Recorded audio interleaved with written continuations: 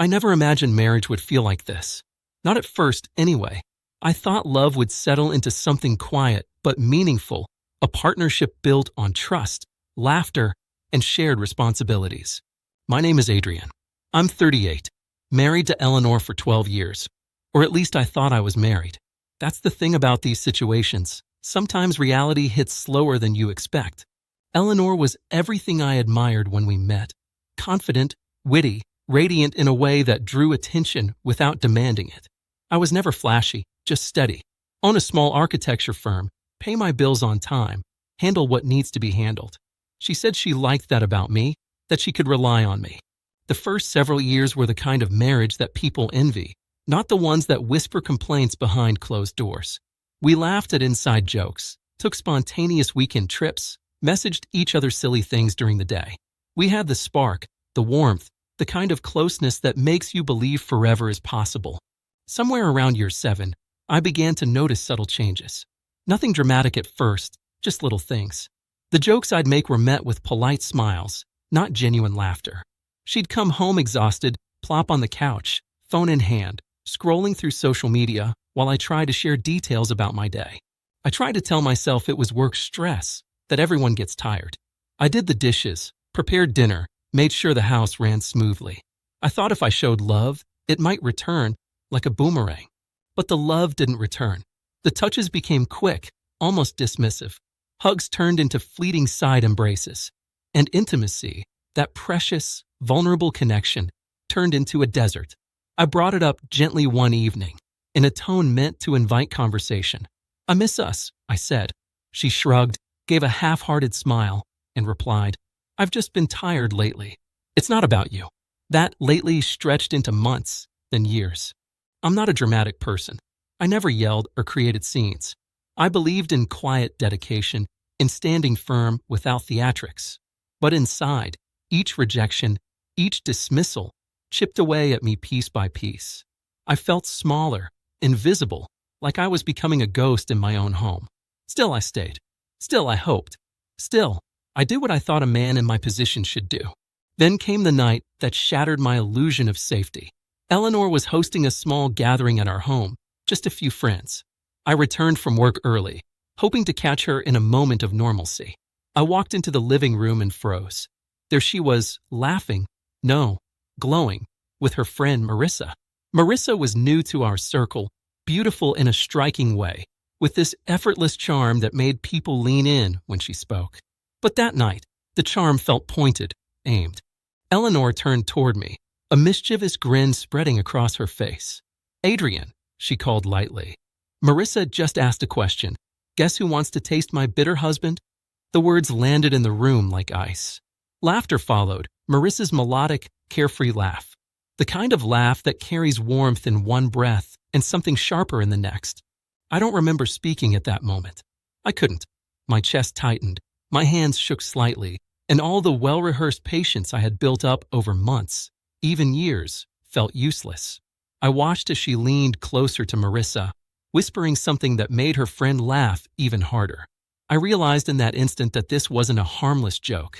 It was a subtle confession, a playful sword with the tip aimed straight at my dignity. I left the room, quietly. I didn't slam doors. I didn't yell. I just walked to the study, closed the door, and tried to breathe. My mind raced, untangling years of devotion, effort, and loyalty that had been met with what now looked unmistakably like mockery and betrayal. The scenario replayed itself over and over in my head. The look in Eleanor's eyes, the smile, the laugh, it wasn't affection. It was amusement at my expense, a demonstration that I was no longer the center of the universe we had once created together.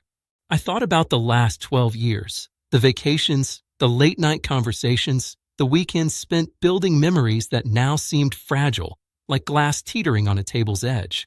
Every effort, every act of love I'd given, suddenly felt irrelevant. And I understood then, with a clarity so sharp it almost hurt more than anger ever could, that I had been trying to revive something that had long since died. Not because of a fight or infidelity, but because intimacy, respect, and care had quietly slipped away. I packed a bag that night. Clothes, phone charger, essentials. I didn't leave with fury or with the intention of revenge. I left because the situation demanded recognition.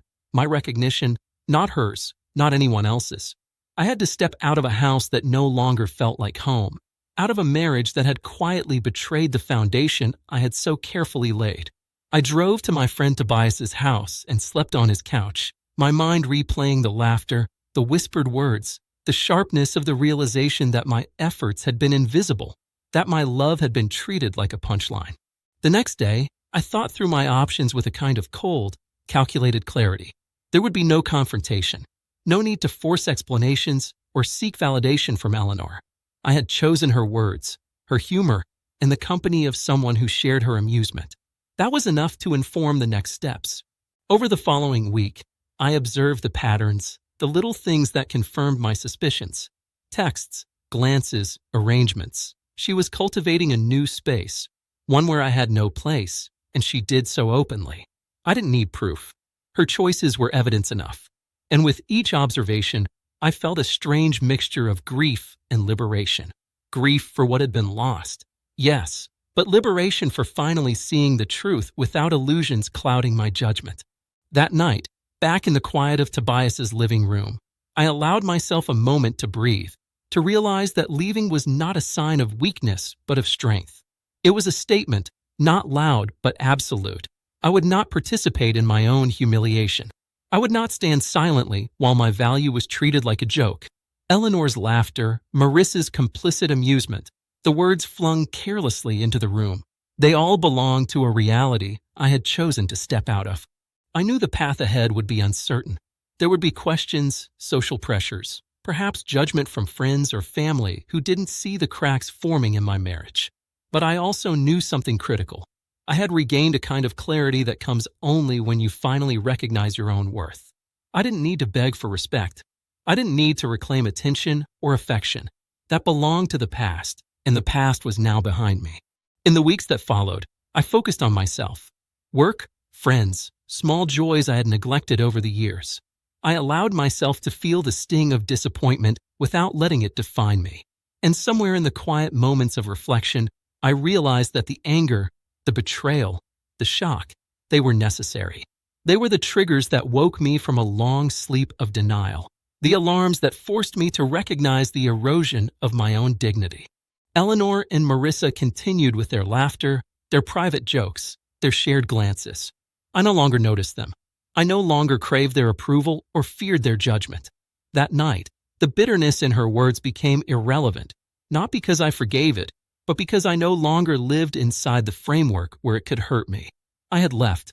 I had reclaimed myself. And in that reclamation, I found a peace I hadn't known in years, quiet, unshakable, and entirely mine. Sometimes, late at night, I still remember the laughter, the joke, the sharp twist of reality that night brought. But it no longer causes pain. It serves as a reminder. Boundaries are not just lines on paper. They are declarations of self-respect.